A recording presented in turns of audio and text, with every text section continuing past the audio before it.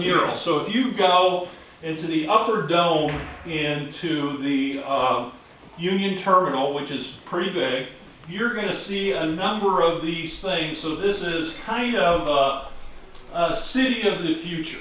And they commissioned 14 murals because there were 14 big industries in the area. And the reason why this, hopefully, is a good lecture is it represents that Cincinnati's strength was its diversity. And you're going to see about a third of these companies and industries are totally gone. About a third of them are okay, and a third of them are doing just fantastic. So this was 1933. There should have been a 15th mural. What was the 15th mural should have been? What happened in the 1930s? Who's seen Al Capone, Elliot Ness movies, all that kind of stuff? Huh? Prohibition. So, I'm originally from Wisconsin. Milwaukee was the beer capital of the nation, and when I was your age, I'd never even heard of the local breweries, but they were Heineken, Utapol, Wiedemann was over in northern Kentucky, and Berger were the things. But they didn't have, and somebody had to come up with the money for these murals. And somebody that would have been from that industry in particular, if they picked their company, they would have forked out some money. So why didn't the breweries fork up any money? Because they didn't exist. They were temporarily shut down for 7-8 years until they came back in the area. And why were breweries big in Cincinnati? German. Right, about 40% were German. So you have the whole thing of this is really escalating, where the whole thing with Trump and we can't let everybody in and blah, blah, blah. What did they want back in 1820? They want to let everybody in, okay? And everybody, about a fifth of the population in Europe wanted somewhere to go. Why? They were starving to death. So this was, or they were an indentured servant, or they had a really bad life, and this was a land of opportunity. So these are some of the things that we're going to talk about. So the first, you'll have a notion, if in red, it means the industry and company are gone or going, okay? How many took music lessons? I never did, but I paid for my daughter to do. Who's ever heard of Baldwin Piano? So it was a big, do you know where it was?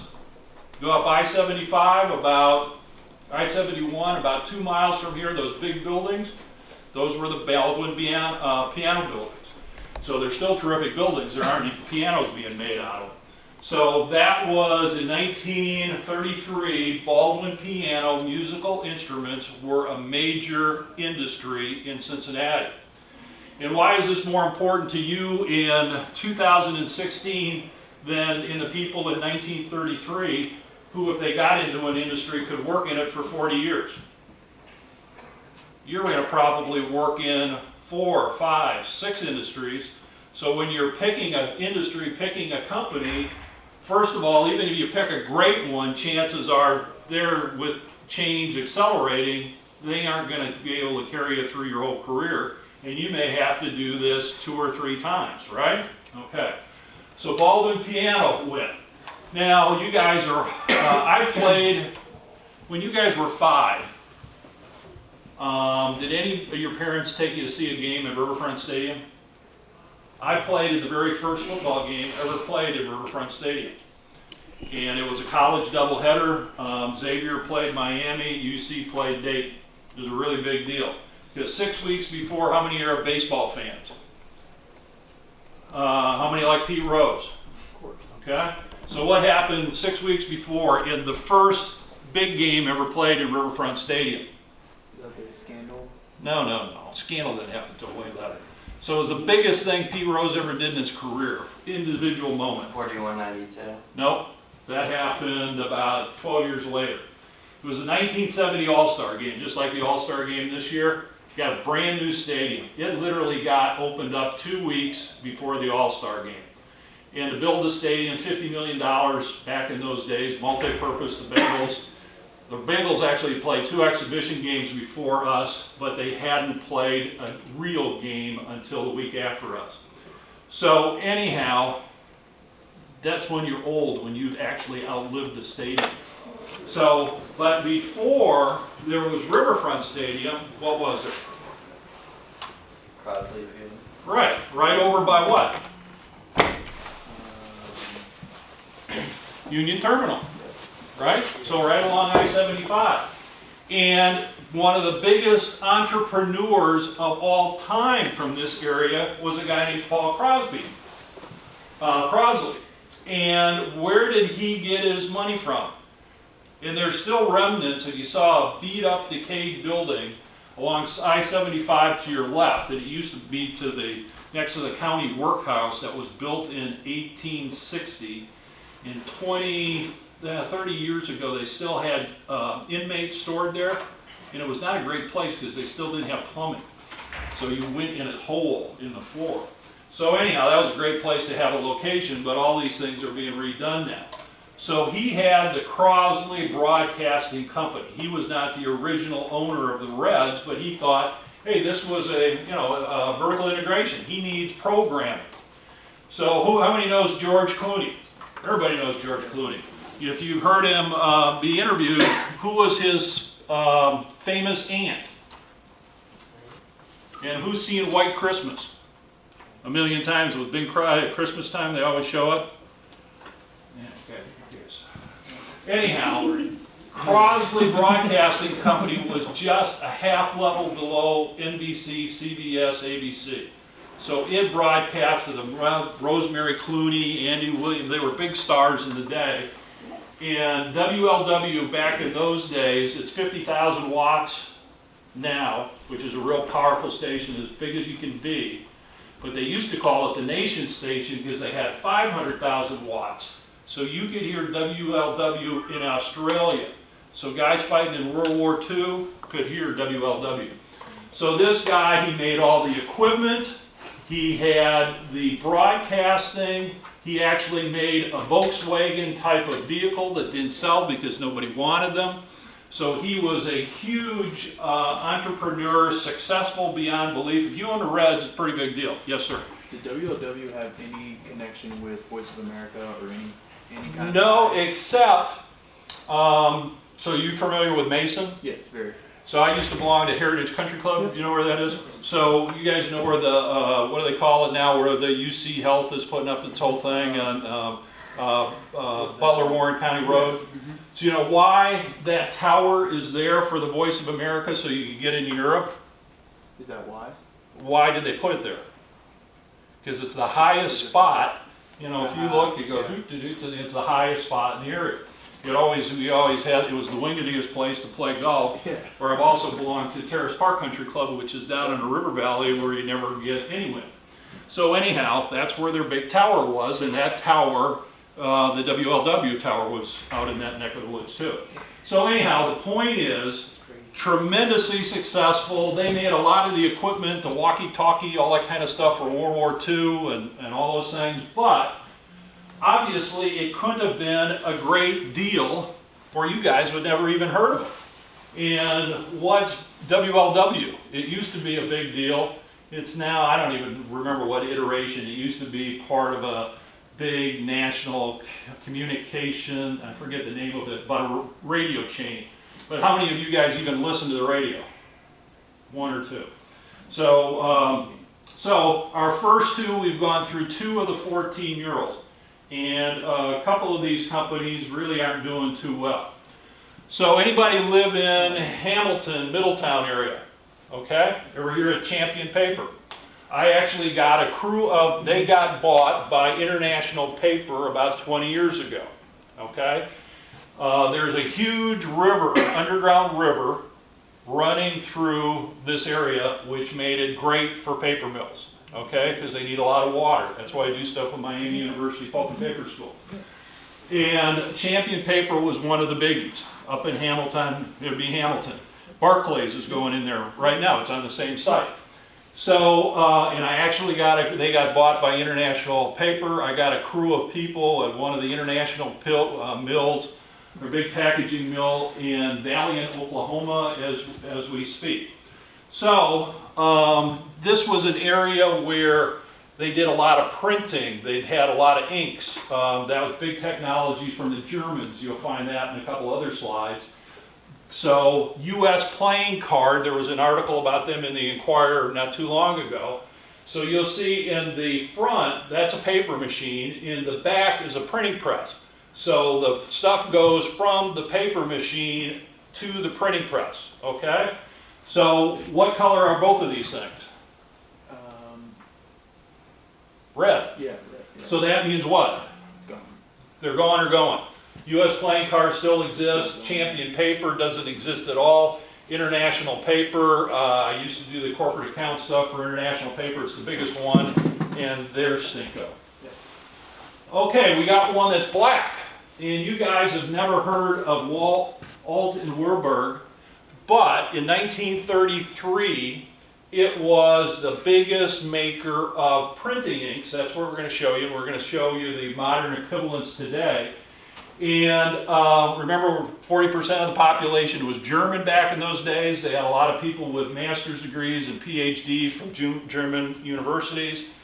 They were great chemists, and chemistry is a key component of making printing inks. And printing inks are still not as important as they used to be, because you guys use things with your little boxes all the time. But when you get your Cheerios or Post Toasties or Crafted Crunch or whatever you guys eat, what does it come in? Made of what? Cardboard. Which is what? Paper, okay? So, and what do each one of those, when they stock it up at Kroger's, what is it?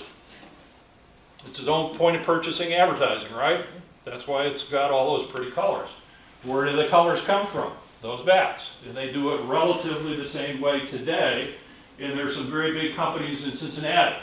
Oh, yes, sir. Did the second company, did they expand into printing, or did they just stay with? They just got bought by somebody else, and we'll bring that full circle for you. Okay, American Oak Leather Company.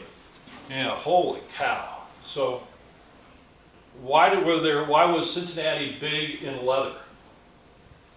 You know? Remember the flatboats? Remember what animal was pouring on the beech trees? Nuts. What? Well, didn't it have to do with like P&G having No. a lot of, they're using a lard for sex? No. They still had to do something before P&G got involved. Started with what? Dead pigs. Okay? So the outside is leather, right? And actually pig's leather is better than cow's leather for making things like shoes. Okay? So it would have been, I actually root for Xavier University basketball because I'm a graduate. I root for UC and everything else. But the largest shoe factory in the country was built where what big building is located today? The Cintas Center. Really? So it made sense, because you'll see a little bit later in the packaging industry, particularly the pork industry, they use everything but the oink. They use everything. It would be wasteful, and for an entrepreneur, it'd be a sin not to make as much money as you could, right? So this U.S. Oak Leather Company, they became their supplier. They would have supplied companies like U.S. Shoe, and U.S. Shoe, you know what? Part of their Lexonica now is really the remnants of the old U.S. Shoe. Okay, so they bought some glasses and all that kind of stuff. So this is, and when you go and interview and when you talk to these people, it would be beneficial for you to know a little bit about these companies. So another big thing was laundry equipment. So what did, forget your name again. Megan. How did Mary Ingalls wash her clothes? In the river, or if she had a well, what did she do? A board. Yeah. And we'll see later she used a soap that was important for here. So as we're going in the 1933s, you're all of a sudden having laundries and stuff, and they're doing this mass production, right? And Cincinnati was really good at making machinery, so American Laundry Machine was a big component of that. But what color are they? What color are we up there for both American Oak Leather and American Laundry Machine? Red. El Stinko, right? So who owns more laundry equipment than anybody you know in the country? Cintas. So this is a great book.